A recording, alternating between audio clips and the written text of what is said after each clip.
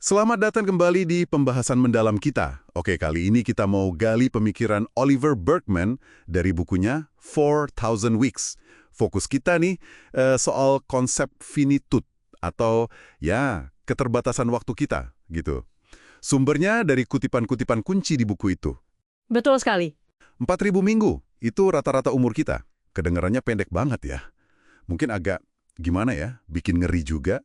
Tapi, gimana kalau justru menerima kenyataan ini tuh bisa membebaskan kita?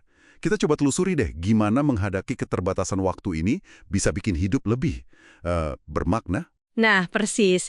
Intinya hari ini tuh kita mau bongkar ilusi kalau kita bisa ngontrol waktu sepenuhnya atau ya ampun ngerjain semuanya. Itu kan nggak mungkin.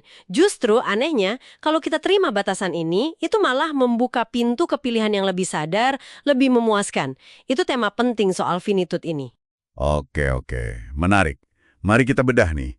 Kan banyak ya dari kita ngerasa kayak dikejar-kejar waktu terus, kejebak gitu dalam kesibukan, rasanya tuh harus selalu lebih banyak, lebih cepat. Ironisnya, kata sumber ini, makin kita efisien pakai teknologi, kok malah makin banyak tuntutan ya? Ingat hukum Parkinson kan? Pekerjaan bakal ngembang ngisi waktu yang ada. Kayak mesin cuci gitu contohnya. Iya. Bukannya bikin hemat waktu, malah naikin standar kebersihan, jadi ada aja kerjaan baru. Dan ini tuh bukan cuma soal manajemen waktu yang jelek loh, lebih dalam dari itu. Ini cara kita ngindarin kebenaran dasar soal keterbatasan kita, ya finitude itu tadi. Kita kayak didorong suara di kepala yang nuntut sempurna, beresin semua email, kejar semua mimpi, bikin semua orang senang, padahal kan, ya ampun, nggak masuk akal. Mustahil gitu. Bener banget. Jadi, karena waktu kita terbatas nih, kita ya mau nggak mau harus milih. Ini nih bagian yang sering sakit ya. Bola mana yang mau kita jatuhin, ekspektasi siapa yang nggak bakal kita penuhi, ambisi mana yang, harus rela dilepas. Nyoba jaga semua opsi terbuka, kayaknya aman ya. Tapi kata Burkeman, itu malah ngejauhin kita dari kepuasan sejati. Gimana tuh? Nah, ini dia. Disinilah konsep settling atau mungkin lebih pasnya menetapkan pilihan secara sadar jadi penting banget. Burkeman ngutip Robert Godin, dia nekenin ini tuh bukan tanda gagal, tapi justru syarat buat kedalaman makna.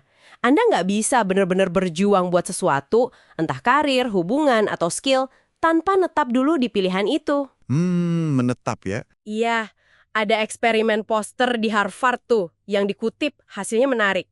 Orang yang pilihannya final, nggak bisa ditukar lagi, ternyata lebih bahagia daripada yang masih bisa ganti-ganti.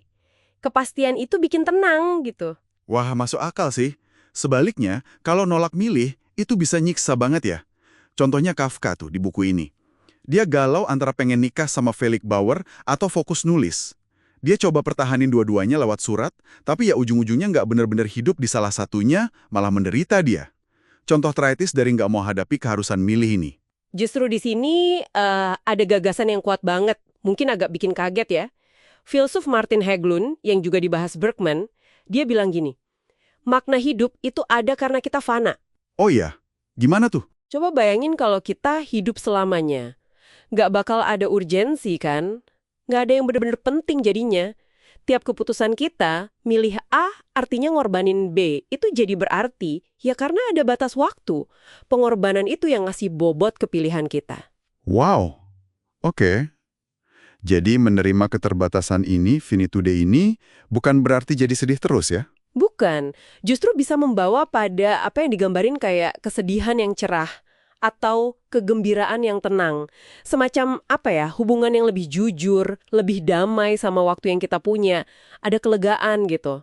Jadi kayak lebih nerima gitu ya? Iya, ini ngubah cara kita ngelihat waktu.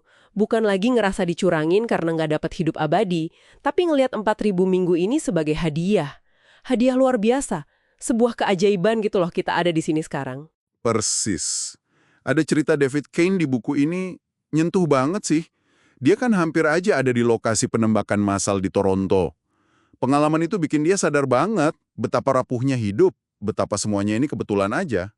Besok tuh nggak ada jaminan. Nah, itu dia. Kesadaran akan finitude itu tiba-tiba gitu, ngubah perasaannya dari yang tadinya ngerasa berhak dapat waktu, Jadi bersyukur banget atas waktu yang ada sekarang. Kesadaran itu ya, kesadaran soal finitude, itu bisa melegakan banget loh. Kita jadi nggak terbebani lagi sama tuntutan gila buat jadi manusia super yang bisa segalanya.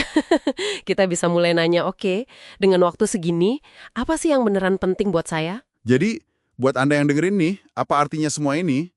Menerima keterbatasan itu bukan nyerah pasif ya, tapi lebih kebebasin diri dari tirani ekspektasi yang nggak realistis.